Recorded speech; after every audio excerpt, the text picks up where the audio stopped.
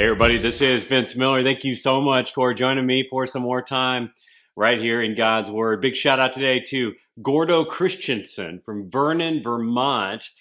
Thank you, brother, so much for your partnership in the gospel. We cannot do this without guys like you at our back, so thank you. This is for you today, Nehemiah 13. I'm going to read verses 15 down through 18. Remember, Nehemiah has come back to the city and discovered some things out of place. He now says, "In those days I saw in Judah people treading winepresses on the Sabbath." Not good, not good. "And bringing heaps of grain and loading them on donkeys, and also wine, grapes, figs, and all kinds of loads, which they brought into Jerusalem on the Sabbath day. And I warned them on the day when they sold food. Tyrians also, who lived in the city, brought in fish and all kinds of goods and sold them on the Sabbath to the people of Judah in Jerusalem itself." Exclamation point. Not good. "Then I confronted the nobles of Judah and said to them, 'What is this evil thing that you're doing? Profaning the Sabbath day. Did not your fathers act this way, and did not our God bring all this disaster on us, on this city? Now you're bringing more wrath on Israel by profaning the Sabbath.'" So Nehemiah shows up here to discover that not only have the people neglected the tithe for the Levites, which you can read in yesterday's devotional, but the people of Jerusalem have already disregarded their Sabbath commitments. Sabbath commitments. Remember in Nehemiah 10:31 when the people committed to reinstating the Sabbath, and the agreement was not to purchase goods from foreigners on the Sabbath? This was with the understanding that Sundays were standard days for trading in the present Persian culture. The issue was that Persian traders kept showing up in Jerusalem on Sabbath days, and the people were tempted to buy because, well, it was easy. It was easy. This is precisely how temptation works in every believer's life.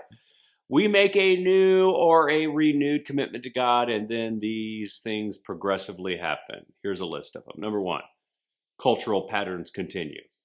Number two, we encounter a weak moment. Number three, old desires then are resurrected. Number four, temptation to act is made accessible. It's easy, right?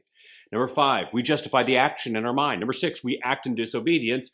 And then number seven, we're right back into the same boat as before. Now, for Nehemiah, the insanity and the results are apparent to him.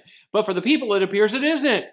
This is why Nehemiah plays the tape forward for the people at the end of this text. He's playing it forward. He wants them to play the tapes forward so that they will see the results of their compromised commitments. He's just reminding them of what has happened in the past so they can see the future of those decisions.